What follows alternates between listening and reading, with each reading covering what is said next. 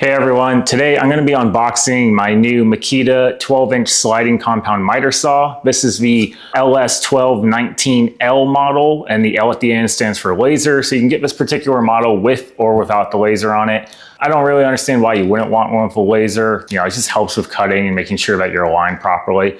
But anyway, let's go ahead and open up the box, get this thing out of here. We'll put it on the floor and get a better look at it. So before I open it, you just look at the condition of the box. It's in pretty bad shape. A lot of the reviews I read online before buying it did say that the box does come pretty beat up. Now,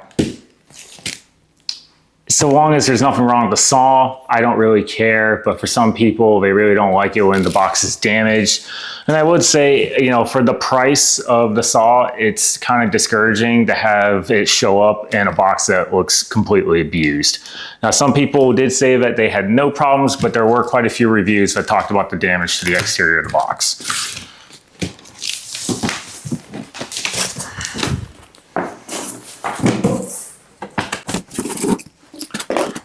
All right, styrofoam's good.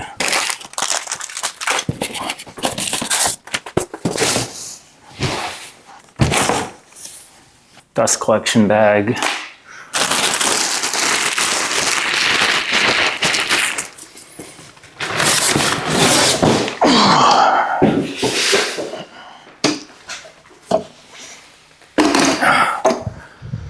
All right, so here it is. It looks a lot heavier than it actually is. If I remember correctly, I think it says it's 66 pounds. So it's not too bad. Getting out of the box is not great just because you're having to bend down to pull it out of there at a kind of awkward angle just because of the size of the box. And then, you know, it's, you know, the overall weight isn't the issue. It's really just the bulkiness of it. But you just grab it here on the outer arms and you can carry it pretty easily. You know, if you had to move it around a lot in a shop, maybe you want two people just to make it easier to walk with, but one person can handle it. So the blade does come separately. It's underneath in the box, underneath the saw. So the blade will have to be attached. So we'll do that here in a minute. We'll pull out this piece of styrofoam, get it out of the way. And I got a quick instruction guide over here on the back. So let's see if we can get this set up so that you can look at it straight on. Ooh, that's a little greasy. Okay, so to be able to turn the base to 90 degrees, what I need to do is press down on the lock lever, and then this is the release, and then it will turn, but you're also supposed to have your grip in there. So we're gonna install this real fast. Go ahead and lock it, bring it all the way up. Screw this in. Okay, that's all the way down. Now this acts as an additional safety release essentially. So if I hit the release and then push the button, it doesn't go anywhere. So you have to loosen this, and now you can turn it, and then like if I were to tighten it up right now, I can't go anywhere even though I haven't actually locked it in place. So loosen, press. What am I hitting? Got stuck on the power cord on the back. And we'll set that to 0. Tighten it down, lock it in place, and now it's not going anywhere. So right now the blade is locked in the down position. So you can see I can't raise it up, and we're locked fully down. So to release that, I'm gonna pull right here. Just like that. So it's got a little cutout, and so it sits there, and then when you lock it, it falls back into the notch. So we're gonna release it, and now the blade comes up. And then if you want, you can also choose to lock it in the upright position. So you've got 2 notches here. You got this is the down position lock, and then there's another hole. And so if I just turn it around for the lock position, it hasn't fully set in, so just bring the blade down a little, and then that bolt falls into place, and now it's locked in place in the upright position. All right, so coming around to the opposite side of the saw, we have another locking knob over here, and this is probably the most important one for this type of saw, since it is a sliding compound miter saw. This will allow for the blade to slide forward. So if you're doing your normal cuts, and you just want to go up and down, you know, you have it locked in place at the rear and you just do your up and down movement. But when you want to slide it, pull this one, rotate it, and now you can slide. And then of course, if you want the blade, so that's how that one works. All right, so for the life of me, I can't remember the technical term for what this type of saw is called for the way it slides on these arms. Now, I think for the other one where the arms stick out behind the back and then pull forward, I think that's telescopic, but I could be wrong, but that makes sense to me for what the word means. Now, I particularly chose this type because the other style where the arms stick out from the back of the saw and they go like typically 12 to 14 inches behind the saw to be able to have the space for the arms to pull forward and back. That uses up a lot more space in the garage or in your workshop. So if you want your tables right against your wall, so if my box is my wall, you know, if I put it against the wall here, it's tight against that wall, you know, and then I'm not losing any space in the workshop. But for the saw where you've got it sticking out 12 to 14 inches behind, your wall needs to be back here and your tables have to be here. So you lose all that workspace, essentially, all that floor space is lost. So I wanted this particular style where it slides on the arms itself, but the arms don't pull forward and backwards. Now I believe these are usually more expensive. From what I saw, they were all typically more expensive than the other style. So yeah, you're gonna pay a bit more money for it, but it's, you know, what do you want? What is your preference and how much space do you have? If you're limited on space in your workshop or garage where you're gonna have this saw, I would suggest buying this style. All right, if you've got lots of space or you don't intend to put it against the wall, you're gonna have it out in the middle of the floor, then you could save some money and you could buy the other style with the arms sticking out behind. Yeah, I'm gonna go through how to set it up for a bevel cut. So first thing we gotta do is get some things out of the way. So the forward clamp here needs to come out and it just pulls up. So just sticks down to its hole, comes out. Next, we need to get rid of the upper parts of the fence guard. So there's a little screw on the back with a wing nut, basically. Just gonna unscrew it a bit and then it comes straight out. So you can see what I was talking about. Just loosen this up and then it'll pull straight up. All right, now that those are out of the way, you can get your max bevel. So to start adjusting it, what you're gonna do is you can loosen this and it'll start to rotate. All right, so when I loosen the knob on the front, I can adjust the bevel. However, if this is still in this downward position like this, what's gonna happen is it has two positive stop positions, one at 22.5 degrees, and then the other one is at 33.9. So I'm gonna release it. That lets me keep going, but with it down like this, it's gonna lock again at 33.9. So if I wanna keep going past that to the 45, I have to release it again, and that'll let me go. Now, if you don't want to have to deal with it locking position, then from the start, just come around, lift it to the up position, and then it won't stop you. Okay, so if I want to cut at 45, I'll bring it all the way down to the 45-degree bevel, and then I still need to come back to my knob over here and lock it down. Now, you don't want to overdo it. The instructions say if you keep turning it too much, you can damage the lock mechanism. So basically just go until it won't move anymore and you're good. So, and then to release it, you know, we'll just undo it, bring it back, we're good. All right, so with it unlocked, I can go to the left, but you'll notice I can't go to the right. So what has to happen here is you're gonna need to unlock it and then bring it to the left just a little bit, and then you can push this button in. So when it's fully upright, I can't push it. So you gotta bring it left first, then push it in, and you can go to the right.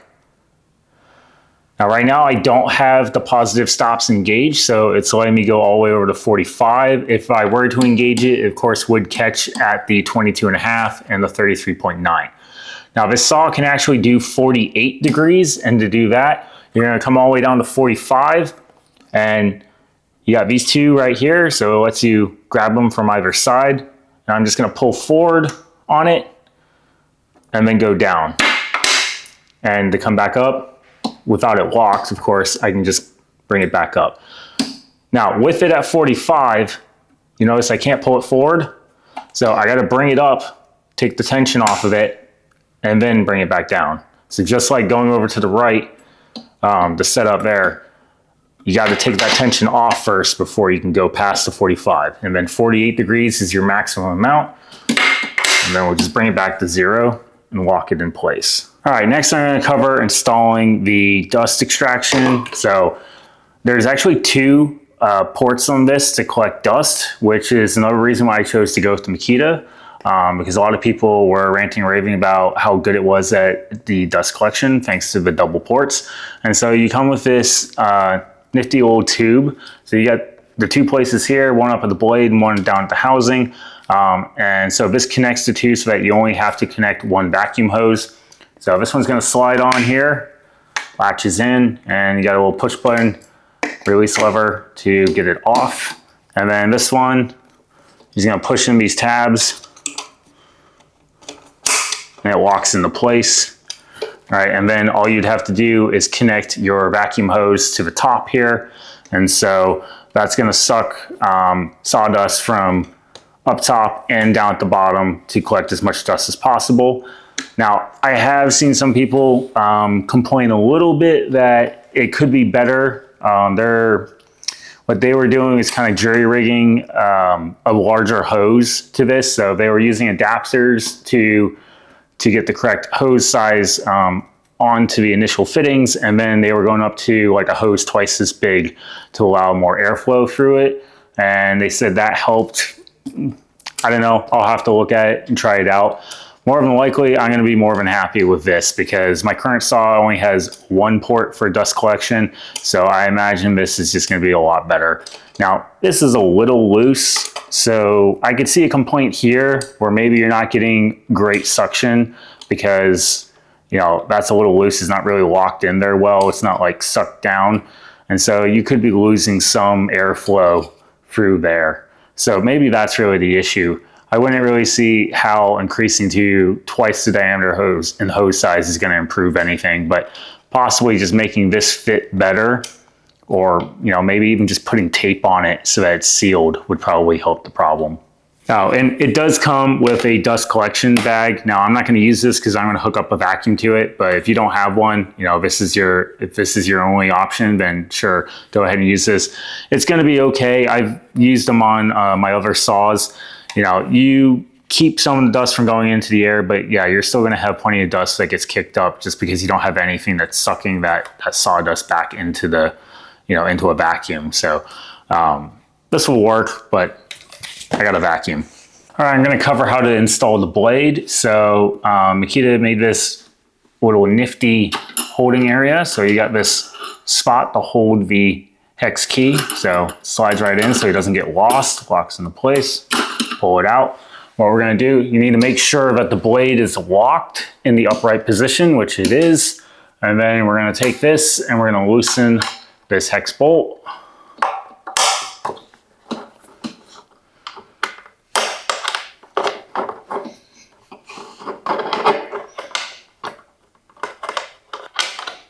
All right, okay, now we can move the guard out of the way. So just lift it up, hold it out of place.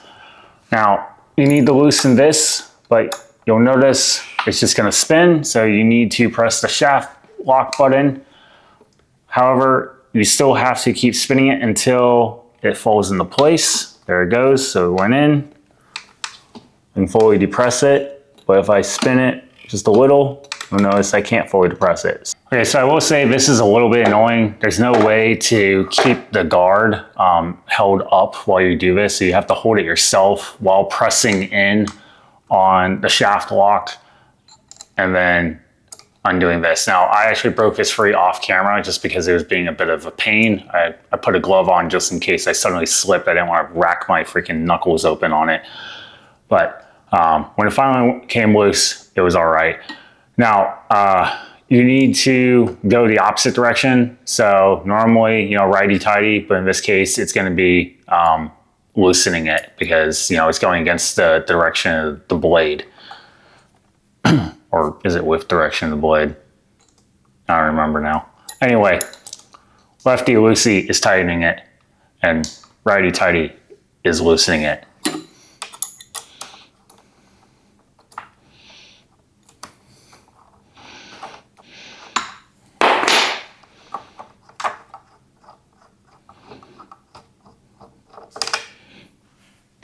Okay, once this piece comes off, you can install the blade. Now, you could take this washer off, but it needs to be on there. So if this were to somehow fall off in the process, this needs to be on to get the blade on correctly. So don't put that on the outside.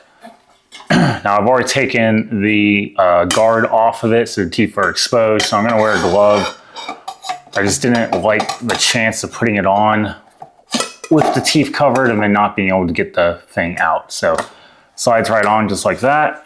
I'm gonna hold it in place here. Get this back on top.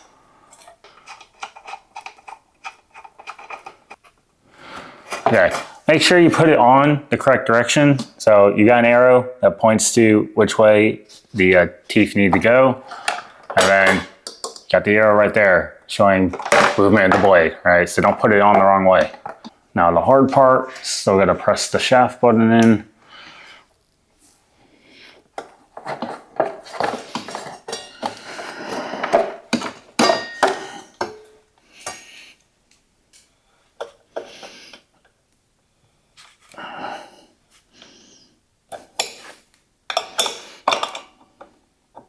All right, now you just need to put the bolt back in that keeps the guard in place.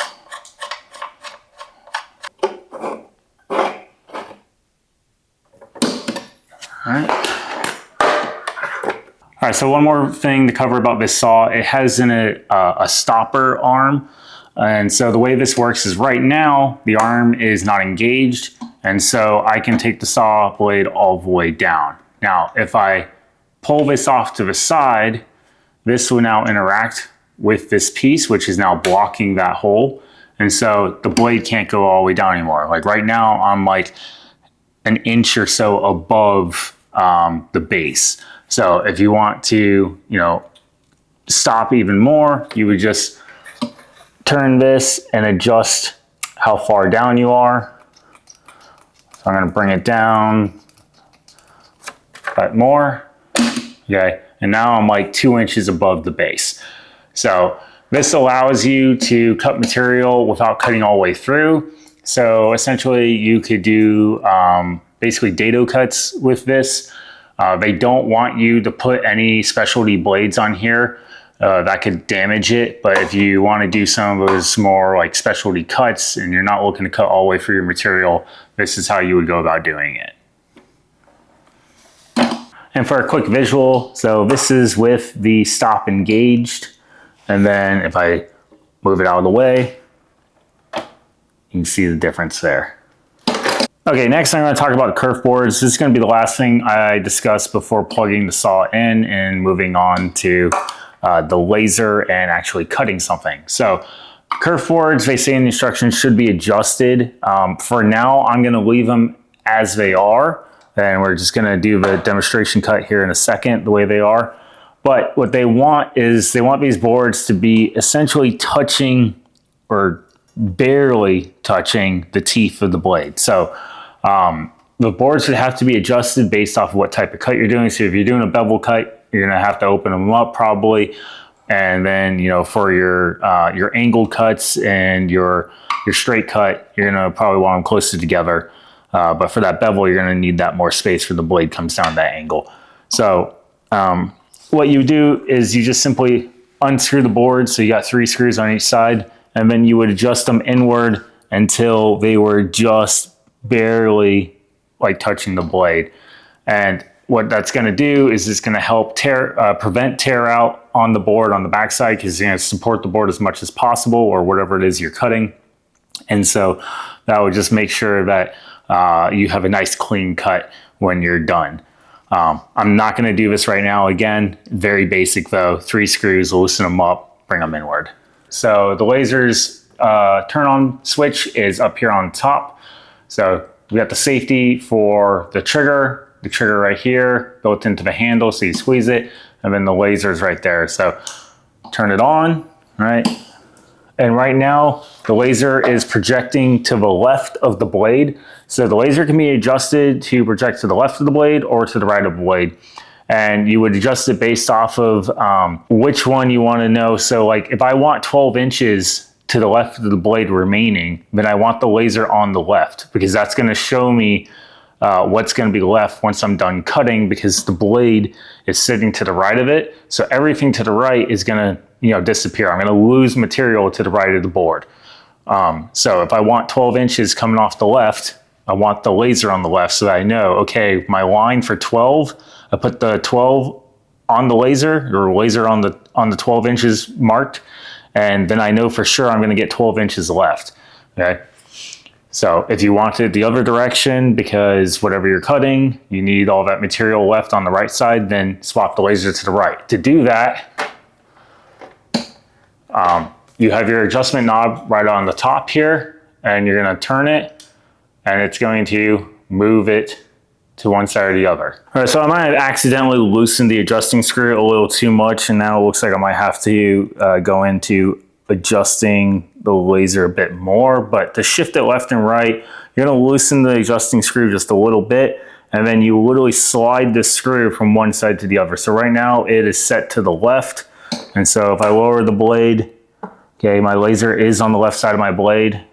Now to move it right, I'm just going to push the loosened screw to the right and go ahead and tighten it so it stays there. Now when I go down, my laser is now on the right side of my blade. Now my laser actually looks really good on the right side, but for some reason when I bring it left, we're all hosed up there. So I'm gonna have to look into fixing that, but for now I guess I'll just leave it on the right.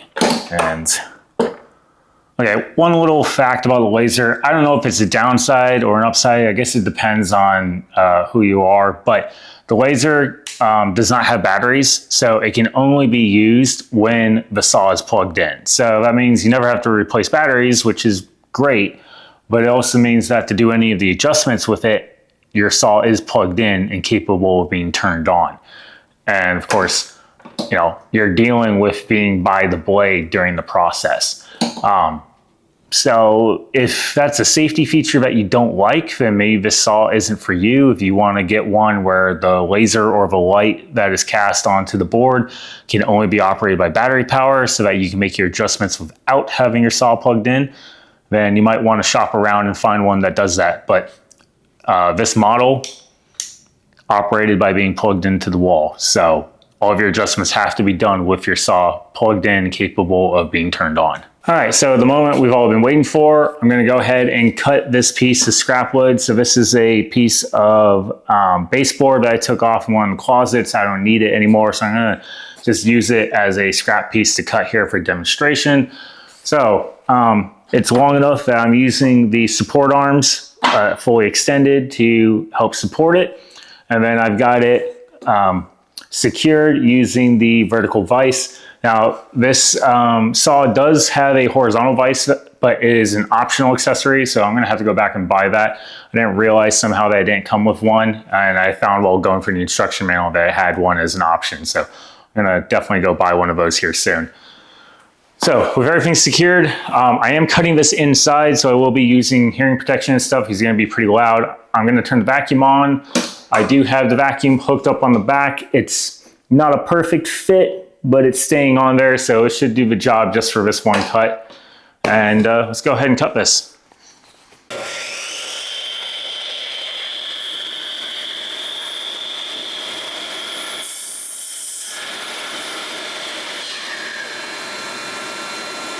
All right, so here's my cut board. This is the piece that was on the left that was secured by the vise. Now, I don't know what type of wood this is, but this was an incredibly clean cut.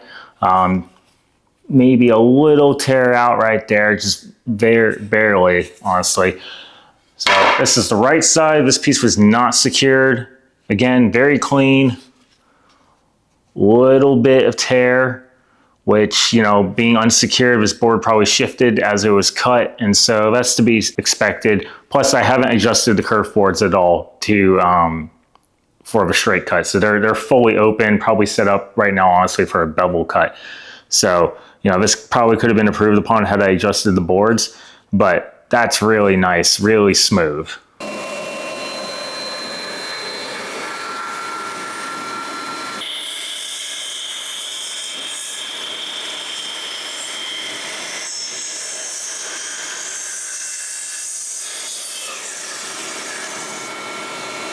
Okay, so I did one more cut with a board that's 11.5 inches wide, and you know, it cut through it like it was butter. This is 3/4 inch thick.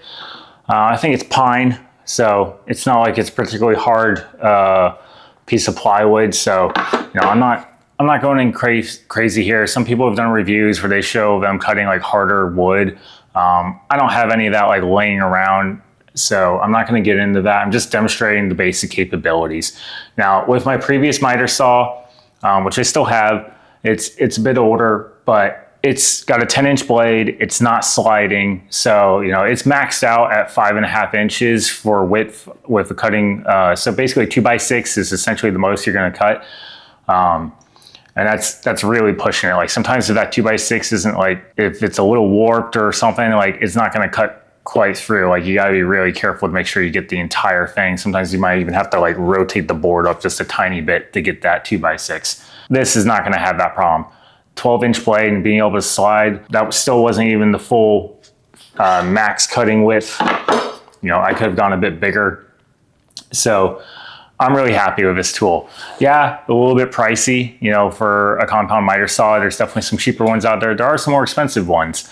But I'm really happy so far. I bought this because I wanted the sliding capability to be able to cut wider pieces of boards, because if I were to cut this, you know, before having this, I would have had to set up either a table saw, which I do have a contractor's table saw, and I'm not really fond of it because it's not particularly stable, you know, and I don't have the space for a big table saw set up with a fancy table saw. Or I would have had to get the circular saw out to cut a straight line on this board. So this is going to save me a lot of time. I'm not going to have to set up those other two tools. I'm going to be able to cut boards a lot faster. And I mean, just overall, I'm really happy. All right, so I'm going to conclude the video there. I'm not going to go over any of the other features or specialty cuts and stuff. If you're looking into that stuff, you can find guys out there who do a lot of woodworking who can explain those types of cuts way better than me. You know, I barely scratched the surface of what the saw is capable of doing when it comes to the different cuts. You know, I didn't even get into any of the bevel cuts or anything like that. So I hope you guys like this review video. I don't typically do tool review videos. They're not really my thing. I don't buy enough tools to make it worthwhile for my channel. But since this was a special circumstance with, you know, such a higher end tool that, you know, most people don't usually buy, I figured I'd do this video. So if you're looking for the Makita, or if you're interested in the Makita 12-inch sliding saw, I highly recommend it. You know, I can already tell I'm gonna love this tool moving forward.